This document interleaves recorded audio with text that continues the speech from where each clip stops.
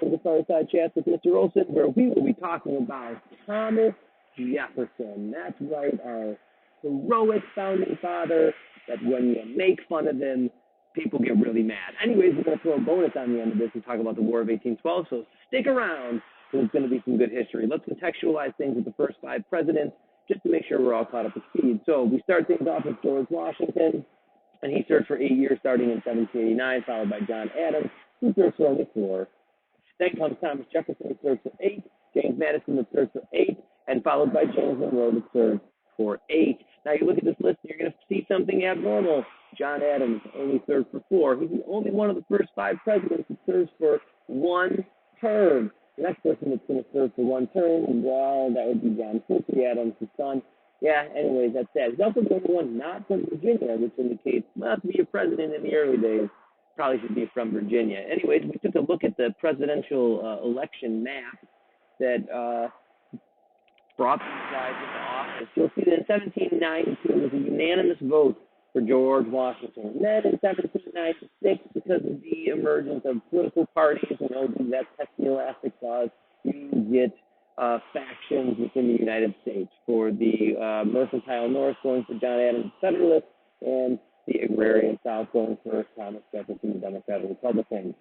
In 1800, you see a similar split, but you can see that Thomas Jefferson has carried more states, and therefore more electoral votes, so he's going to get into the office, largely because, well, John Adams is struggling. Okay, in 1812, you'll see that James Madison wins relatively easily, and after he does, he serves for 2 terms, and in 1816, you can see that he wins by an even greater margin. He beats a guy named Rufus King, which is a very unfortunate name.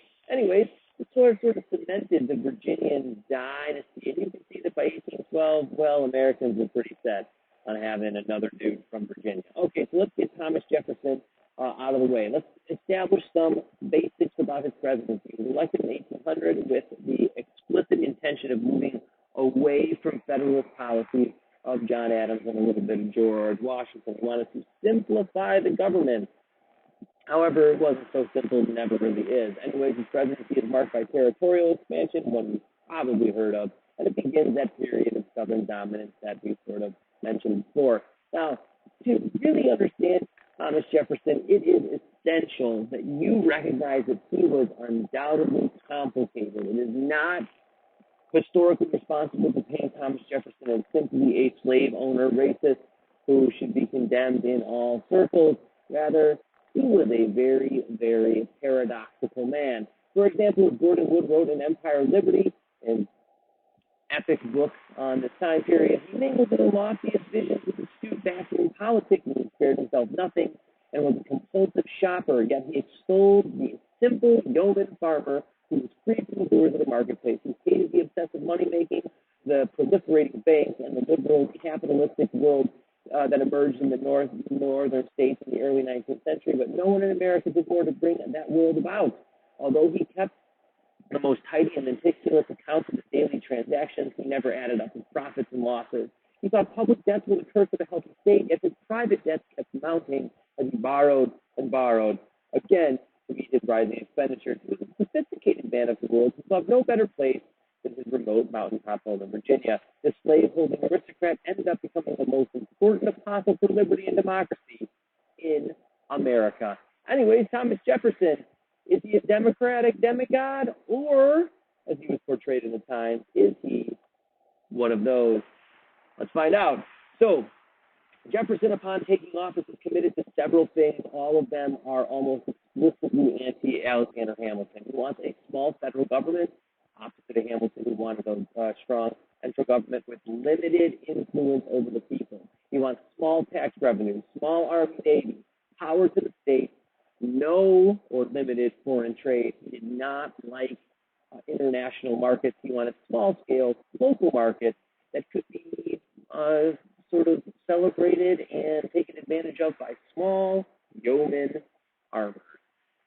Now, Jefferson's actions, on the other hand, said something different. The presidency actually saw the enlargement of federal power, especially with the Louisiana Purchase, the Lewis and Clark expedition, foreign intervention, and an Embargo Act that stops all trade. Now, he did lower that tax revenue, though, like he said he would. He cut the federal tax revenue from $300 million to $50 million. Now that, of course, required him to cut military spending and cut government offices. But you know what he didn't cut? The size of the United States, as indicated by his probably most famous action as president, the Louisiana Purchase. Jefferson pushed to buy Louisiana in 1803 from none other than Casper's favorite, Napoleon. Now, a little bit of background on Louisiana, because it's always confusing people. It was initially explored by the Spanish in the 1500s, 1600s. However, due to little Spanish settlement, the French were able to settle the area when they showed up and wanted to export furs. The French ceded the territory to the Spanish after the French and Indian War because the French lost and the Spanish had taken the side of the British, so as a result, the Spanish get it back. Now, Spain controlled the territory until 1800, but little settlement still occurs because the Spanish are not in high-density settlements. And in 1800, things change when Napoleon decides he is going to invade Spain and says, how about you give me Louisiana? And they do. Well, that's how it ends up in the hands of the French, who are now ready to sell it to America because the whole Haitian Revolution thing led France to be bankrupt. They needed money, and they find a buyer in Thomas Jefferson. So this purchase doubles the size of the United States. It provides a buffer zone between them and the Spanish Empire on further west and further south. It increases the ability to capitalize on agriculture and fur, therefore possible stimulation to the economy and revenue, and it gives the United States unbridled and unchallenged access to the Mississippi River, which they wanted and have wanted for a long time. Anyways, this is a quintessential example of Jefferson being a total contradiction. That he was going to be a small government guy, and he was going to stick to the Constitution. It doesn't say anything in the Constitution about a president buying Louisiana. What's up with that? It also doesn't say anything about the president funding two dudes to go explore the territory, which is exactly what he does. He sends Lewis and Clark out to map the Louisiana Territory, and then they go further, indicating, well, apparently you do a lot more with government than you say you should. Anyways, Thomas Jefferson, hypocrite? I don't know. Perhaps even pragmatist. You got to make that decision. It does more about you than it does him. Okay, so now him and the economy is where things start to unravel. The second term is not a very good one, and this is where he ages incredibly fast, and that's why pictures of him at the beginning of his time in office are very different than him at the end of his time in office. So in 1807, he passes an Embargo Act because he's frustrated with England and France bullying American merchant ships on the seas, and he says, that's fine, I'm going home, we're not trading with anyone. So it stops all U.S. trade with foreign nations, not just Britain and France, all foreign nations. It's aimed at punishing Britain and France, but really the United States is not that thriving as an economy to have that sort of effect. So it actually ends up crippling New England shipping. Now, as a result of Americans not being able to get their stuff from Britain and France, they have to start making their own stuff, which means jolt to domestic manufacturing, that thing that Thomas Jefferson said he didn't want to support. Now, he walks us back a little bit just as he's about to leave office by replacing the Embargo Act with the Non-Intercourse Act, which lifts all restrictions on trade except for Britain and France, the two most powerful economies in the world. Anyways, after he is gone, Congress passes Makin's Bill number 2, which resumes trade with countries that lifted restrictions on the United States. But you can see by that chart right there that trade is destroyed by the Embargo Act of 1807 right there. It comes back a little bit, but then it plummets again. So Thomas Jefferson sends the economy kind of into a tailspin. Now, commentators at the time recognized that this embargo was probably not the best idea, which is why they picture the embargo as this turtle right here, who is grabbing the merchant, who is taking goods off to sell to Brits. You can see he says, oh, this cursed OGRABME. The OGRABME cartoon obviously is one that indicates a negative portrayal of Thomas Jefferson. OGRABME, as it happens, just happens to be embargo backwards. Wow. All right, now, under Thomas Jefferson, even though he wasn't really the one who did this, there's the most important Supreme Court case in American history, Marbury versus Madison in 1803. one's kind of complicated, so try to stick with me. Now, in 1801, Congress passes the Judiciary Act that expands the scope of the federal judiciary. So this is right before John Adams leaves office. Judge Jefferson had been elected. He was just about to be sworn in, and John Adams wants to pack the court with as many Federalist judges as he can. He wants to try and influence future political control. Now, all the appointments don't go out before John Adams leaves. As a result, they're left to Thomas Jefferson and his Secretary of State, James Madison, to send them out, and they don't mail them because they're like, we don't like Federalists, so why would we mail these things? As a result, a guy by the name of Marbury didn't get his appointment. Now, he challenges this, saying that I should have got the appointment. They didn't send it on purpose. I want my job as a judge. Well, he challenges it. It goes all the way to the Supreme Court, and this is where Chief Justice John Marshall, who is a Federalist, actually rules that Adams' initial expansion of the judiciary was unconstitutional. Prior to this, the Supreme Court was kind of unclear what they did. Their job was to interpret the Constitution, but never before had they ruled a law unconstitutional. Well, now they do. This provides them the ability of judicial review, which is that which the Supreme Court can rule laws unconstitutional, which is basically what the Supreme Court has been doing ever since. So the Supreme Court's ability to rule things unconstitutional, is that in the Constitution? No, they kind of gave it to themselves. Anyways, that's Thomas Jefferson's presidency. So I leave you with this again. Democratic demigod, or, of course, here he is pictured with his slave mistress, Sally Hemings, who, of course, is one of the reasons why Thomas Jefferson gets such bad cred. I will say, though, that there's a fabulous book by Annette Gordon Reed on this topic that indicates that Sally Hemings was most likely more complicit in this relationship than a lot of people give her credit for. She was still a slave, though, and that's bad. Okay, so after Thomas Jefferson leaves office, he's succeeded by James Madison. And James Madison's presidency is going to be marked by America's second war for independence. I don't know. We'll see. The War of 1812. Now, before we get into the depths of the war, let's talk about what caused it. So there are several things leading to tension between the United States and Britain, who they will fight in this War of 1812. The number one thing that people mostly cite is impressment, which is the British seizure of American sailors or merchants on the high seas. Now, this had pretty much ended by the beginning of the war, so it can't really be cited as a cause. However, it definitely was a divisive thing happening between the Americans and the British during the early 1800s. So was it a direct cause? Probably not, because it was over by then. Treaties had been signed to stop it, but it had led to tension. More pressing was the fact that Britain had a blockade of America, which was aimed at punishing France, but still it was hurting America because America couldn't get various goods from other countries, particularly the French. And that, of course, bit into America's sovereignty, and as a result, they got mad. Most pressing, I would say, though, is the fact that the British have yet to lose their force in the western United States. They keep giving weapons to the Native Americans, and as a result, there are going to be skirmishes, fights on the frontier. Noteworthy fight is at the Battle of Tippecanoe, which features William Henry Harrison, future president, versus Tecumseh, a Native American leader who had a sort of a confederacy at his hand.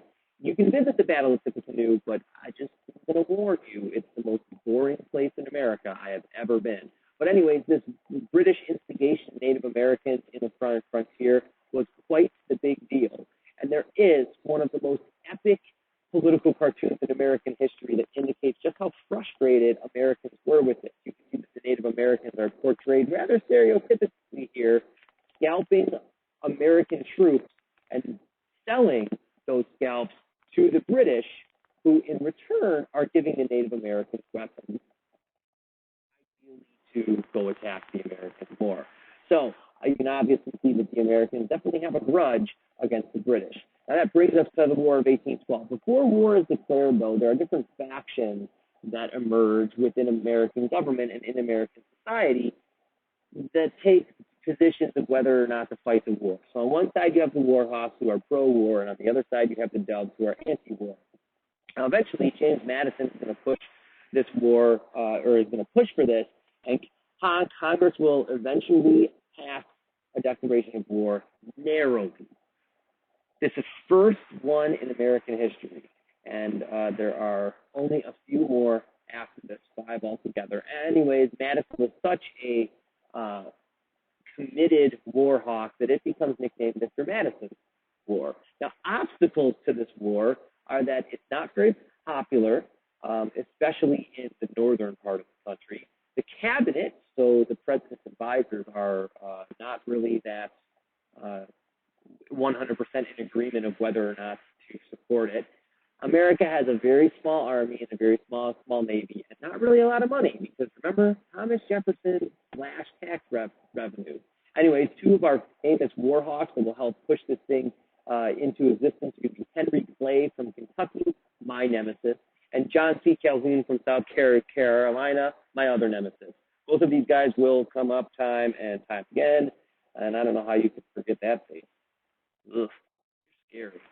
All right, anyway, so the war starts off with the British owning. They defeat America and Canada after America, for some reason, invades it. They burn down the White House. They blockade the eastern seaboard. Anyways, the war looks like it's going to be a total rout. The British are going to destroy the Americans. But we have that grit, you know, and America eventually is going to gain control. They actually gain control through our biggest ally, Napoleon, who draws attention away from America, forcing British troops to fight on the continent rather in North America. As a result of this, it allows America to regroup, and when it comes time to send more troops to America to fight the United States, the British troops are kind of worn out. They eventually defeat Napoleon in 1814, send a bunch of troops to America, but Britain was low on funds, the morale of the troops had been depleted, and really they don't want to fight for this anymore. Now, while this is happening, a very funny political thing happens domestically. A bunch of Federalists in New England meet, and they're so mad about the War of 1812 that they threaten to secede from the Union. This meeting is called the Hartford Convention. They actually draw up revisions to the Constitution in preparation to start their own country. Now, as that's happening, a peace treaty is signed on Christmas Eve, 1814, between the British and the Americans. What changed as a result of the treaty? Nothing. Absolutely nothing. Other than the British agreeing to leave forts in the western part of the United States. Now, this is where this war actually becomes quite hilarious, because since it took so much time to get information from Ghent, which is in Belgium, where the treaty was signed, back to America, the British and the Americans don't know to stop fighting. And what do? Well, they have themselves a battle at New Orleans in January 1815. Yeah, that's right. The war ended in December 1814, and its most famous battle happened in January 1815. This battle features none other than Andrew Jackson, who was the general in charge of New Orleans. He puts together a ragtag group of troops, puts them under martial law so that they can finally follow direction, and beats a massive British envoy of troops, sustaining only 71 casualties to British casualties numbering 2,000. It's a rout, people, and Andrew Jackson wins it. But let me remind you, the treaty was signed in December of 1814. The battle was fought in January. It was after the fact. Anyways, the war is over, and there are some significant effects the War of 1812 has on the United States. First of all, it's the birth of American nationalism. The Star-Spangled Banner is written during this war at a battle called Fort McHenry. Francis Scott Key writes it while watching the bombardment that is going on.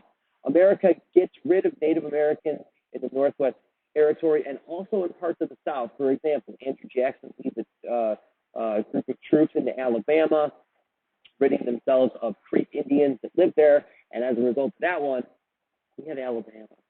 Okay, anyways, it establishes the United States as an international power. We've shown that we can really stand up to the British and that we should be taken seriously. It confirms our independence. Britain won't challenge that anymore. Catapults Andrew Jackson to national prominence, which, of course, is a beautiful thing.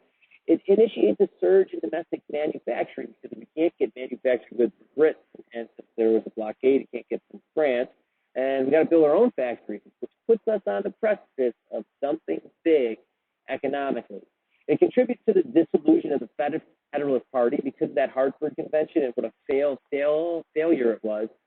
The Federalist Party will be no more, which means there's only one political party. Keep that one in your back pocket for a second. It convinces James Madison to adopt more Hamiltonian ideas, and he recharters the National Bank for another 20 years. So here, for a wrap-up, you can ask yourself, did this war really amount to a second American Revolution?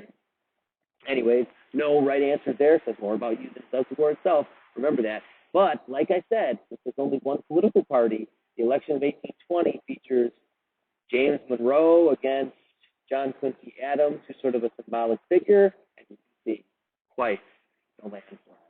Well, that's all the time we have for today. Stay classy, A-pushers.